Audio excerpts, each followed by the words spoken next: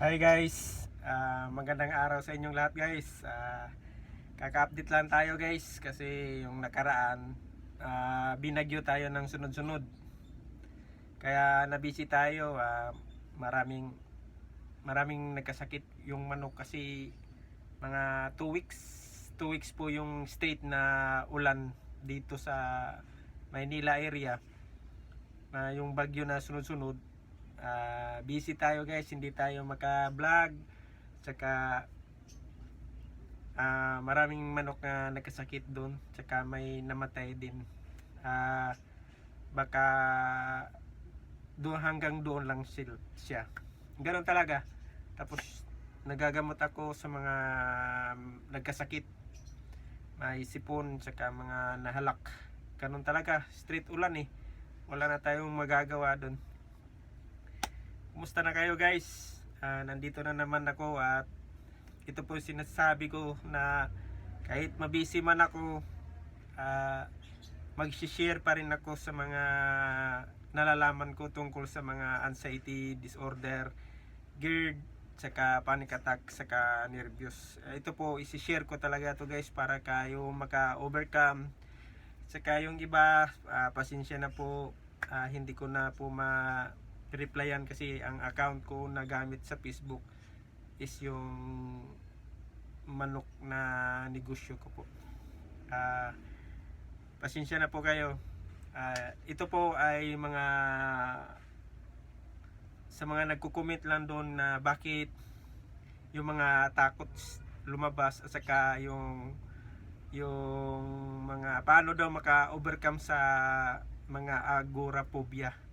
Mga agoraphobia, paano daw ko maka-recover, paano daw ako naka-recover nito. Ito lang po ang masasabi ko guys. Kung atakihin kayo ni anxiety disorder, kung saan man kayo atakihin kayo ni anxiety disorder, huwag kayong umalis.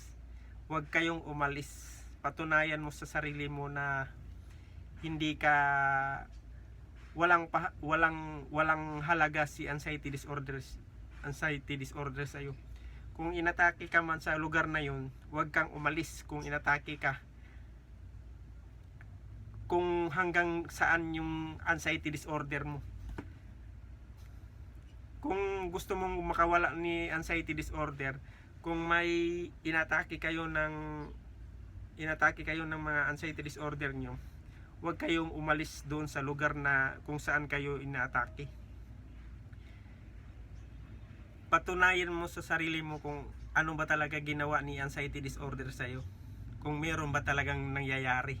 Kung meron bang magkatotoo ba talaga yung iniisip mo. Para aware ka kung hanggang saan talaga ang kaya ni anxiety disorder. Na hindi ka talaga kaya niya na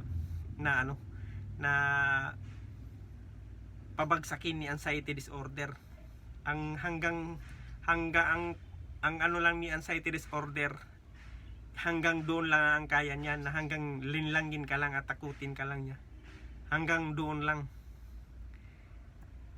Yan po ang isa ka pinaka-teknik, isa ka pinaka-the-best din na teknik na gamot. Allow at acceptance at allow. Yan po yung yung pinaka-bisa na gamot sa katiwala sa sarili mo.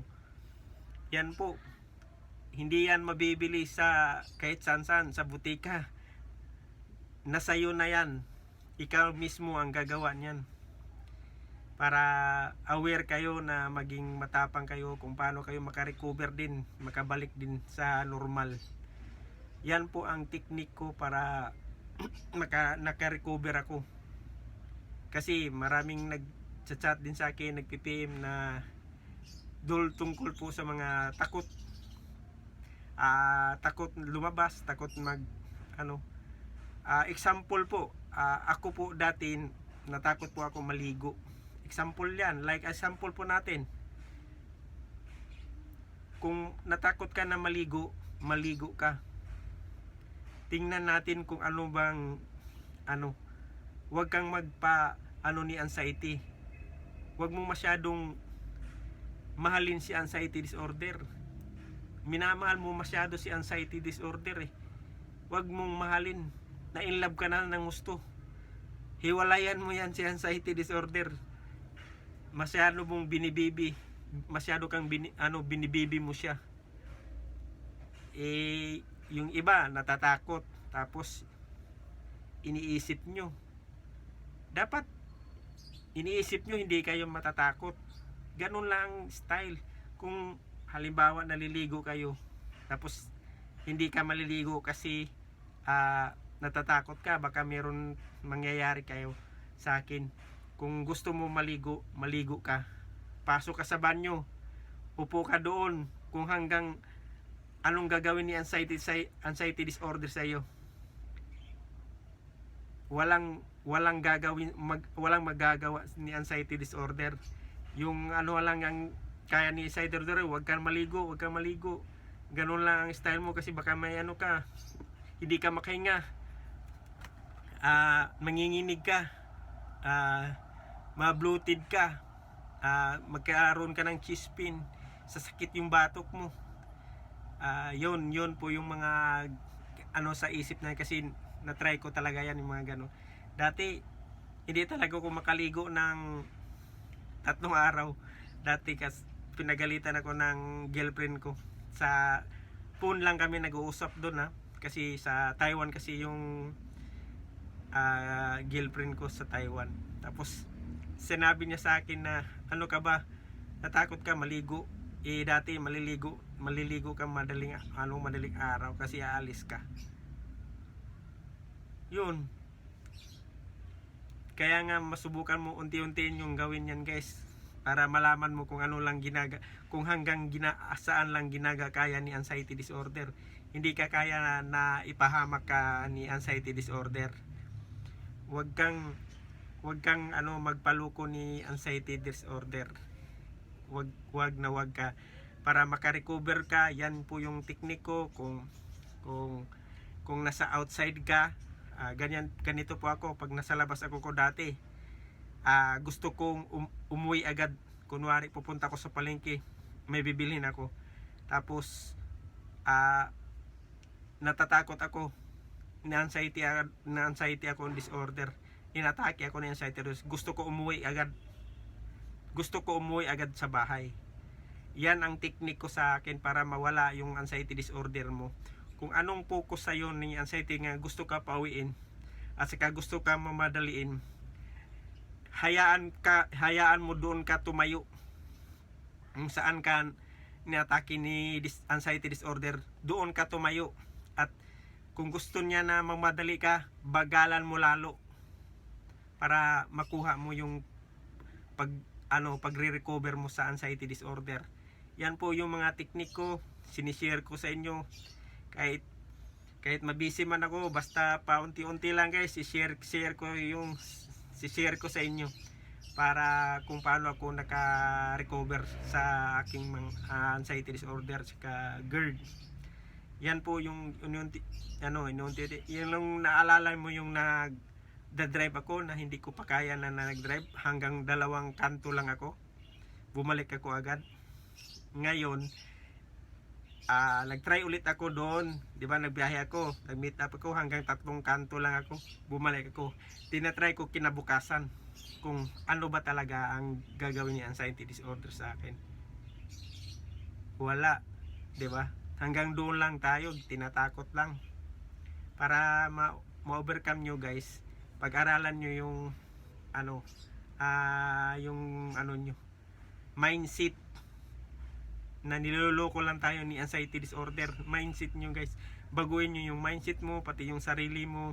Yung mga natatakot tayo pag nakahiga na tayo pag gabi, bigla tayong nagigising, tatakot tayo ng mga kalampag, mga sigawan, may sumisigaw sa kapitbahay natin, yung mga dumagdungdung, yung mga aso, or mga kahit ano mga marinig natin paggabi. Yan po yung mga kaskas, yung mga pag matulog na tayo, nangugulat tayo pagka nervous tayo. Ganyan din ako dati, kaya baguhin mo yung sarili nyo guys. Ibalik nyo sa normal, unti-unti mo ibalik yung sa normal mo, na wag kang maniwala agad dun para ma-overcome mo yung anxiety disorder nyo. Yan po yung mga isa ko sa technique para makabangon kayo din. Gusto kong maging matapang din kayo. Kaya nga yung mga advice ko,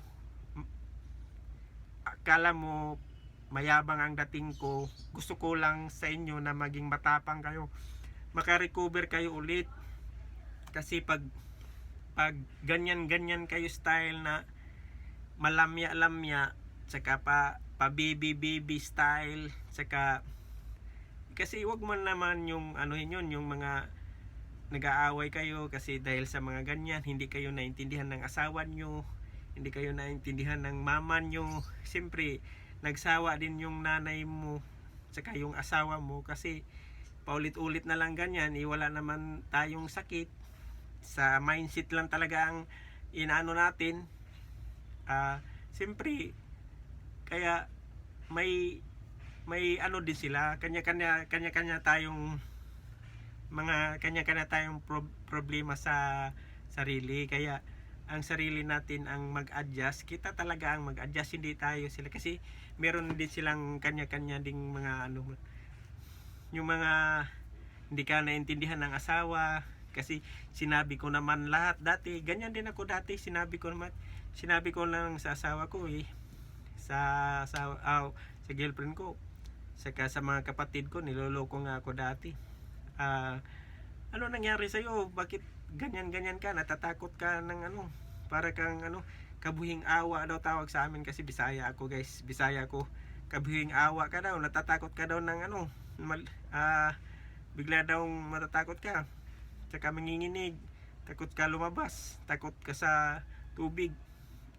Kasi ang tawag kala sa amin, niloloko ako dati sa mga kapatid ko, kubing hawa. Kasi ganon talaga ang advice nila para maging matapang ako, at saka bumangon ako, makabawi.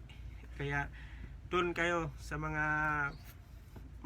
makarecover tayo. Mayan mga diskarte ko. Kaya baguhin mo yung mindset mo ang baguhin mo. Guys, wag masyadong mahalin yung anxiety disorder mo, masyadong focus na kayo sa anxiety mo, parang naka-alarm clock na, binabantayan mo lagi siya Mag-focus kaya sa future nyo, tsaka yung anong pangarap mo sa buhay ngayon, yung mga past, kasi wag mo na balikan yung past is past na yun hindi na mabalik yun. Kung hindi mo man na kuha yung pangarap nyo dati, pwede ngayon start kayo, yun yung fokusan nyo. Huwag kayong mag-focus dun sa anxiety disorder nyo, masyadong minamahal nyo masyado yung mga anxiety disorder nyo. Paano kayo makarecover dyan? Yan, ang makasagot yan, kayo lang din ang makasagot yan kung paano kayo makarecover. Kasi nasa sa inyo na yun guys, kung gusto mong gumaling, nasa sa inyo na talaga. Walang mabibili yan sa butika guys, kahit saan kanto. Nasa sarili mo na yan, ikaw lang makasagot. Ikaw na, nasa sayo na ang kagalingan, nasa sayo na rin, nasa sayo na. Ikaw na lang mag-adjust, baguhin mo yung mindset mo, saka pag-aralan mo yung saka wag kayo mag-focus sa magpakabisihan kayo kung anong gusto nyo sa buhay nyo, go kung anong kasi maiksi lang buhay natin guys. Kaya gawin mong masaya yung buhay natin, mabuhay kayo ng parang normal. Hindi mo mamalayan, mawawala na lang yan yung mga naramdaman nyo. Kasi ganyan kasi talaga ako dati. Kaya hindi ko na pinapansin, naramdaman ko na lang na umalis na pala sa akin yun, si anxiety disorder. Yung disorder lang tanggalin nyo guys, kasi si anxiety normal lang yan, nandyan lang lagi yan. Si disorder lang ang tanggalin natin guys. Yan po isa ko yung mga teknik ko. Pag-aralan nyo mabuti para makarecover din kayo tulad ko. Maraming salamat guys. Yung tulad nga sinabi ko, hindi po ako nagbablog na sumikat lang ako na mag ganito. Gusto ko lang i-share yung mga nadaanan ko dati at saka kuha ko ng makashare ko sa knowledge nyo para maka-overcome din kayo tulad ko. Yan po ang mission ko sa inyo, kahit pa isa-isa lang ako vlog guys, kasi may kanya-kanya naman tayong mga trabaho saka may hangad din tayo sa buhay. Kaya isa lang masabi ko guys, huwag kayong mag-focus sa anxiety disorder nyo. Huwag mong mahalin nyo masyado yan, kasi kayo lang niloloko yan. Okay guys, salamat guys. Bye guys.